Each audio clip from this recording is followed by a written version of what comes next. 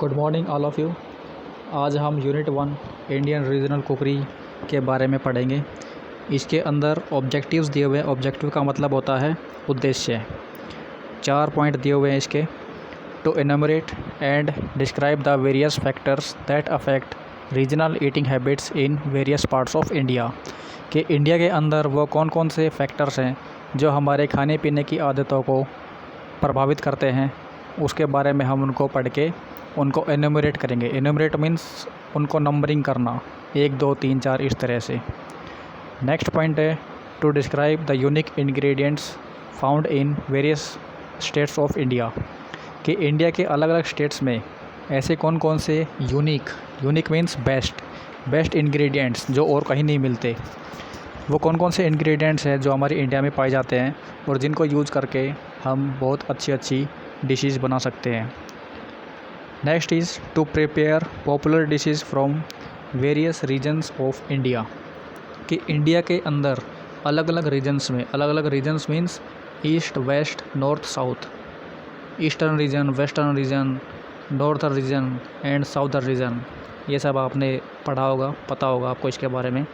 कि तो जो अलग अलग रीजन्स में जो इंग्रेडिएंट्स पाए जाते हैं उनको यूज़ करके हम कैसे बहुत अच्छी डिशेस बना सकते हैं, इसके बारे में भी हम इस चैप्टर में पढ़ेंगे।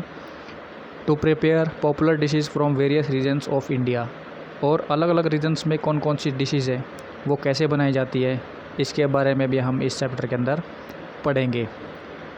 To list popular Indian dishes from various regions of India and appraise the variety of food in Indian reason.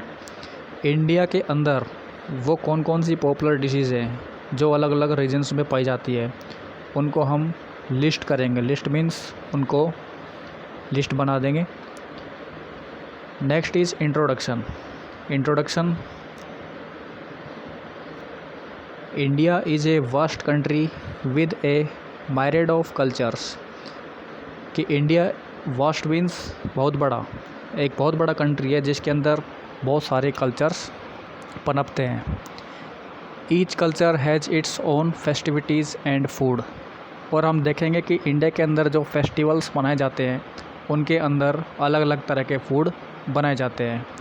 The amazing variety of Indian food with local ingredients and spices is something we all as Indian can celebrate and appreciate. तो जो amazing variety है India के food की और जो spices यहाँ पाए जाते हैं, उन सब को हम जब देखेंगे तो पाएंगे कि वो काफ़ी एप्रिशिएटेबल है, हम उनको एप्रिशिएट करेंगे। Factors affecting regional eating habits. वो कौन कौन से फैक्टर्स हैं जो हमारे खाने पीने की आदतों को प्रभावित करते हैं। Food in any part of the world is affected by some common factors. कि दुनिया के किसी भी क्षेत्र में जो फूड बनाए जाते हैं, खाए जाते हैं, उनको कोई ना कोई फैक्टर अफेक्ट करता है। उन्हीं फैक्टर्स में फर्स्ट है geographical location. The geographical location of an area determines it's climate and thus affect the local crop और प्रोड्यूस। जो जियोग्राफिकल लोकेशन मीन्स कि वो पहाड़ी क्षेत्र है या प्लेन है या समुद्र तटीय इलाका है, उसी के अकॉर्डिंग वहाँ की जो क्रॉप है वो भी अफेक्ट है। For example fish and coconut are easily available in coastal regions. Coastal means तटीय इलाके, समुद्र के किनारे जो हैं वहाँ हम देखेंगे कि फ़िश और कोकोनट पाए जाते हैं और खाए जाते हैं। वाइल नॉट इन माउंटेन्स, जबकि पहाड़ी क्षेत्रों में ऐसा नहीं पाया जाता। Similarly areas where there is abundant availability of water, rice is grown as this crop requires stagnant water for some time. इसी तरह से जो एरियाज़ जहाँ पे पानी बहुत ज़्यादा पाया जाता है वहाँ राइस उगाया जाता है, क्योंकि राइस की फसल को स्टेगनेंट मीन्स जो पानी थोड़ी देर के लिए खड़ा हो सके, रुक सके, इस तरह का पानी चाहिए होता है।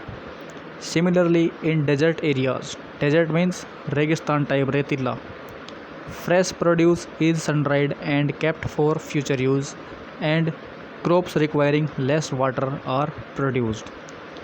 तो जहाँ रेगिस्तान है, रेतीली जगह है, वहाँ पे जिन फसलों के लिए कम पानी की ज़रूरत होती है उन्हीं फसलों को उगाया जाता है, और जो वो फसलें होती हैं उनको धूप में सुखा के फ्यूचर में लंबे टाइम तक यूज़ के लिए स्टोर कर सकते हैं।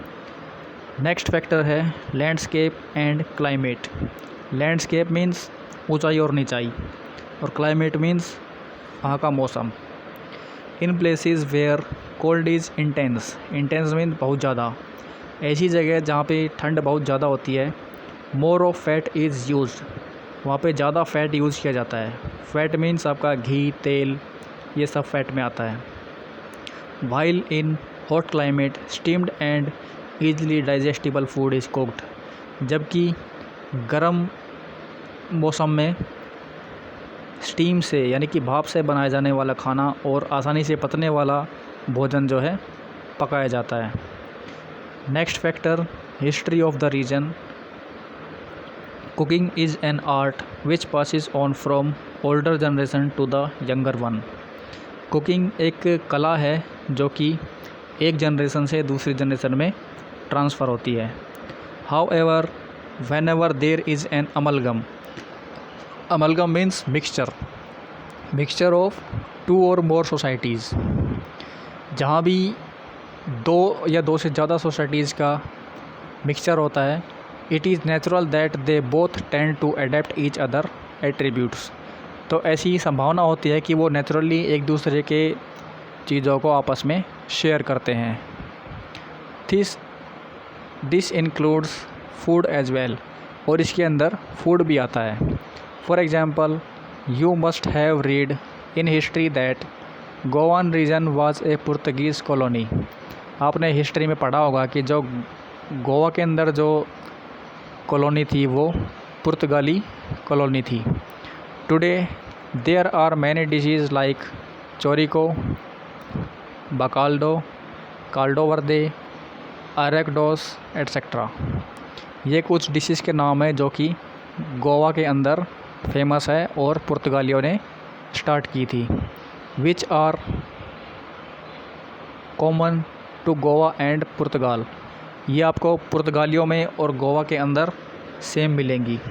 Similarly the Awadhi cuisine from Uttar Pradesh belt today is an amalgam of local Indian and Mughal cuisines. तो यूपी के अंदर जो अवधी कुजीन बहुत फेमस है वो मिक्सचर है हमारे इंडिया के लोकल फूड का और मुग़ल कुजीन का, with dishes such as biryani, rezala, Mughlai paratha, kebab and rich aromatic gravies. ये कुछ एग्जांपल है आपके अवधी कुजीन के। Next factor is religion. Religion means धर्म।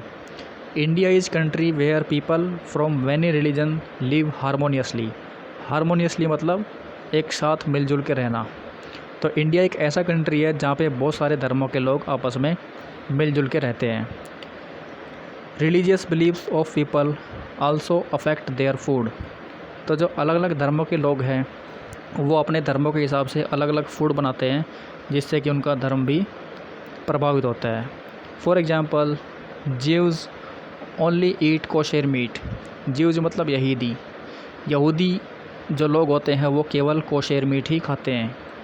जैन और हिंदूज़ प्रेफर वेजिटेरियन फूड, जबकि जैनी और हिंदू लोग वेजिटेरियन फूड को प्रेफर करते हैं। वाइल क्रिश्चियन ईट मीट्स, जबकि क्रिश्चियन लोग भी मीट खाते हैं। Similarly Muslims do not eat पोक। इसी तरह से जो मुस्लिम लोग हैं वो पोक नहीं खाते। And so on.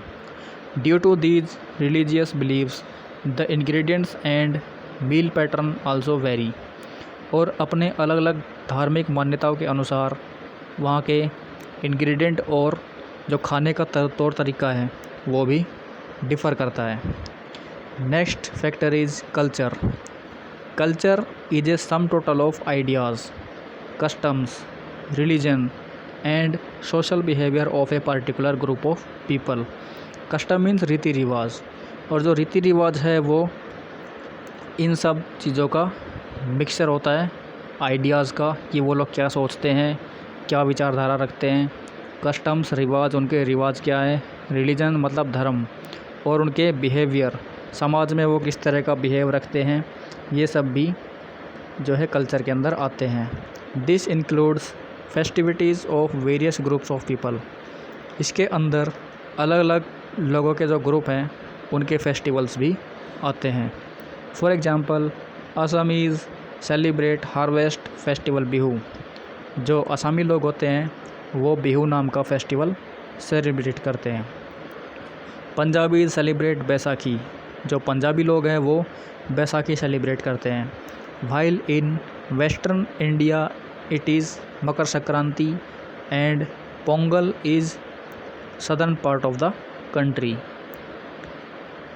A variety of foods are associated with festivals across the country.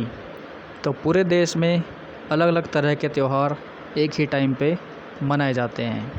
उम्मीद है आपको यहाँ तक ये चैप्टर समझ में आया होगा, और अगर कोई डाउट रह जाता है तो आप मुझे कमेंट बॉक्स में कमेंट करके या कॉल करके पूछ सकते हैं। आज के लिए बस इतना ही। Thank you.